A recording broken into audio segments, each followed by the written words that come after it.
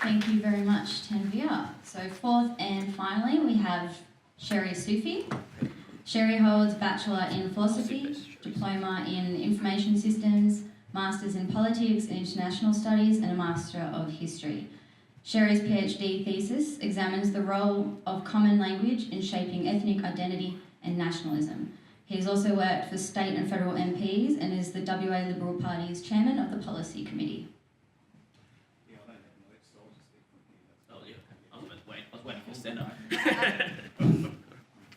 Okay, well, thank you very much for the opportunity, Bianca, and to Tim Andrews, wherever he is. It's a pleasure to be here on this side of the Nullarbor. Look, in talking about identity, I don't want to end up repeating the same stuff that's already been said. So I want to approach this slightly differently and make it simple and accessible for all. And I assume no technical expertise on your part. Identity is part of human nature in the sense that our primeval ancestors, the Australopithecines, when they developed bipedalism, they managed to form intelligent communities, learned to hunt and gather, and moved forwards by addressing common needs. So in that sense, seeing ourselves as belonging to a larger group is ingrained in human nature. And our identity could belong to one of multiple layers. You could, see your ethnicity as above your religion or your nationality above your ethnicity, or you could see your race above your religion, or your religion above everything else. Often, those sort of trends tend to vary depending on which community you're dealing with. But that's basically just to put some clarity to how identity works and how natural and real it is. But when we're talking about identity politics, that's, in a modern context, that's become a tool for the intellectual left to undermine Western civilization and our founding principles. So it's important to reflect on how we came to this situation, otherwise we'll never be able to tackle it. The last 5 centuries of human history has witnessed a tremendous rise in European scientific, economic and political ideas. And the West has essentially been able to win a race that I don't think anyone consciously started. I think since the beginning of all human civilizations, all different human populations have tended to look for, resources to aid their survival and maximise their happiness. And Europe happens to be that civilizational unit that has jumped ahead of everyone else in leaps and bounds, not for a single reason, but for a variety of reasons, some of which I will go through. So the present that we live in today is a direct consequence and product of movements and events that occurred predominantly in the last 5 centuries. So different historians will give you different responses, but I can only offer you my own perspective and why I see things. Starting with the Johannes Gutenberg's print revolution, literacy became a thing, and education was no longer a domain of the elite. So with literacy came a higher consciousness, awareness of ideas. The establishment at the time, the church, the monarchy began to get challenged. So from around about the 1450s, eventually Columbus ends up discovering America in 1492. So with that came more land.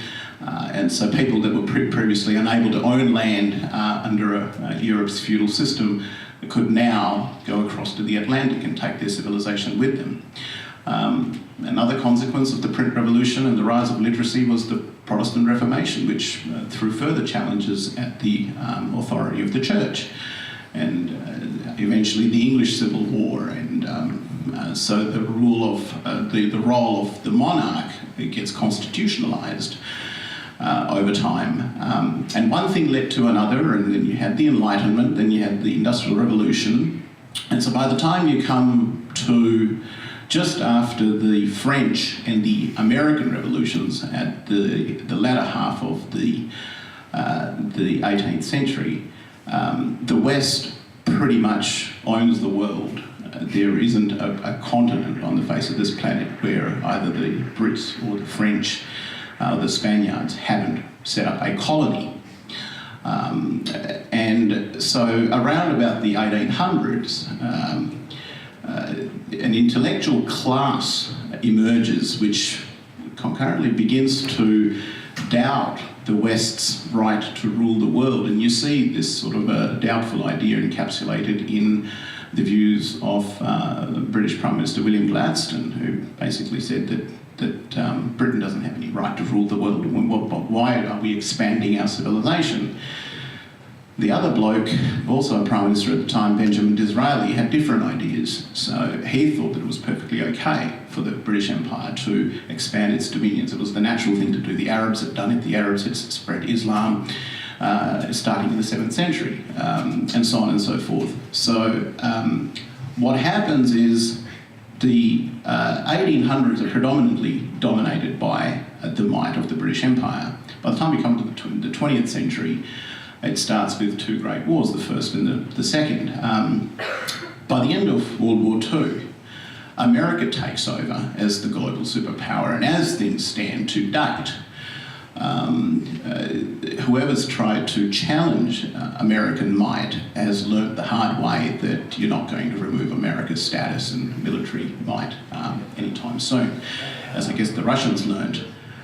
So this is a fact that the bulk of technology that we use in the world might be made in China or Japan or wherever, but it was either invented by a European or an American, and that's not a coincidence. The first person to circumnavigate the globe, Ferdinand Magellan, was a European. The first person to land on the moon was a person of European descent, Neil Armstrong. The first person to climb Mount Everest was a person of European descent. So,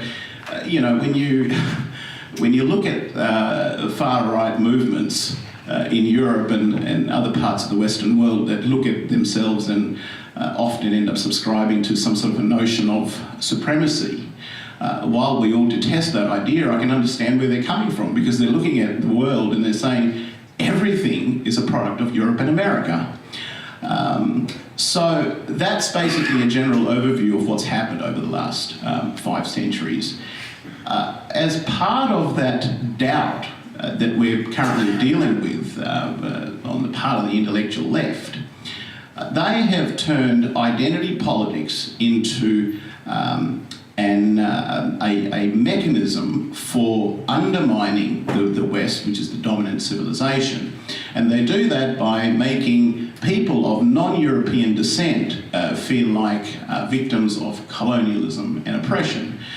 So an Aboriginal person in Australia, for example, would be told that, that Europeans came here in 1788, they stole your land, you need your sovereignty back, and so, we need to have constitutional recognition. Inserting a few sentences into the nation's most sacrosanct document is going to somehow fix all the problems of the world. The intellectual left tells Muslim people that you were once a great civilization during your golden age, and Osama bin Laden doesn't represent your beautiful, peaceful religion, and it's all the fault of the West for all these wars in Iraq and Afghanistan, and you need to feel proud of yourself and stand up for your culture and everything will be okay.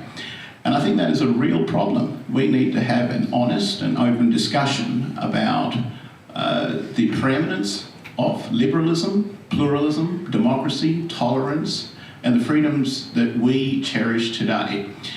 And this whole problem started with doubt, and it's going to finish with the elimination of doubt. The way that's going to happen is by us talking about how the West came to dominate the world in the last 5 centuries. So I encourage you all to familiarise yourselves with the history.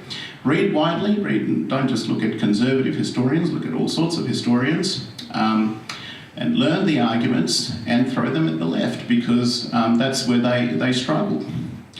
So that's where I'll leave you today. Thank you.